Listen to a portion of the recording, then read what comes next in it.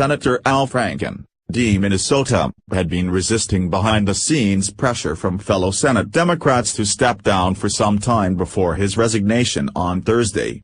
Sources familiar with deliberations within the caucus said women Democratic senators pressed their leadership to resolve the Franken situation and the leaders relayed their concerns to him.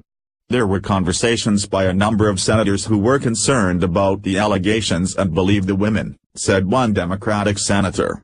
Advertisement Senate Democratic Whip Dick Durbin, DL, said he had several conversations with Franken leading up to the day of his announced resignation, although he declined to reveal what exactly he said.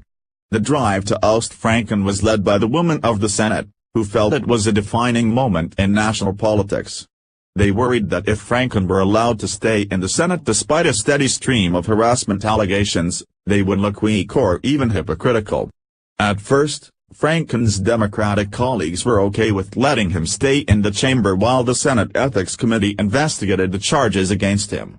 But as more accusers came forward and the allegations piled up, women senators grew concerned that the Ethics Committee would not move quickly or decisively enough to spare the Senate and the Democratic Party lasting political damage. A second Democratic senator said there was strong concern that we were losing the moral high ground with Roy Moore and the president, referring to the Republican candidate for Senate in Alabama and President Trump. Even though Franken's colleagues didn't think the allegations about his past behavior were equivalent to allegations facing Moore, who was accused of sexual misconduct with teenagers, they feared that voters might not see much difference. When Franken finally announced his plans to leave Congress in an emotional speech Thursday morning, it came as a relief to many of his Democratic colleagues. Afterward, more than 20 colleagues lined up on the Senate floor to hug him or shake his hand. Not one, however, delivered any remarks in praise or recognition of his Senate accomplishments. Franken refused to admit any misconduct in a defiant floor speech announcing his decision to leave. A spokesman for Franken did not respond to a request for comment. The defiance reflected Franken's desire to hang on to his position in the Senate. Even after Senate Democratic leader Charles Schumer, NY, stepped up the pressure on him to resign Wednesday morning after a seventh accuser came forward in a Politico report, Franken resisted stepping aside. He claimed the allegation was categorically not true and waved off elements of the woman's story as preposterous, according to a statement to Politico. Schumer held a second meeting with Franken and his wife, Franny, at Schumer's apartment in Washington, D.C., early Wednesday afternoon and again argued that he should step down.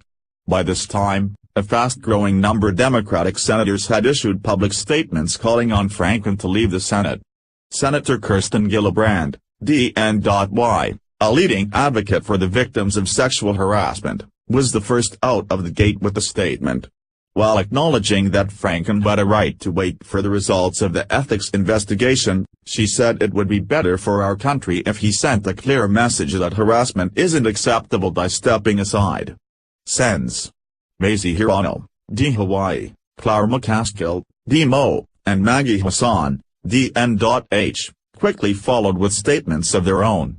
By the end of the day Wednesday, a total of 33 Democratic senators had called for Franken's ouster, more than half the caucus. Schumer, who had been close to Franken, delivered the final blow. Although the leader acknowledged Franken was a dear friend, Schumer said his colleague had a higher obligation to his constituents and the Senate. The desire to send a signal different than the one sent by Republicans backing President Trump played a part in the opposition to Franken. The election of Trump after a recording of him making lewd comments about grabbing women became public has since galvanized the Democratic base, especially women, and Democratic senators say they have to pay attention to this powerful political force.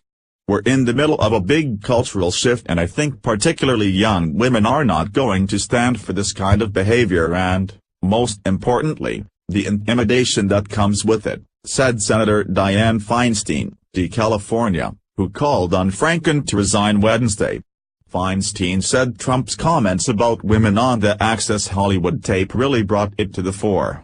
To hear a man say those things and become president of the United States and all of his accusers are kind of banished to nowhere almost subconsciously in women has had a big effect, she added. you.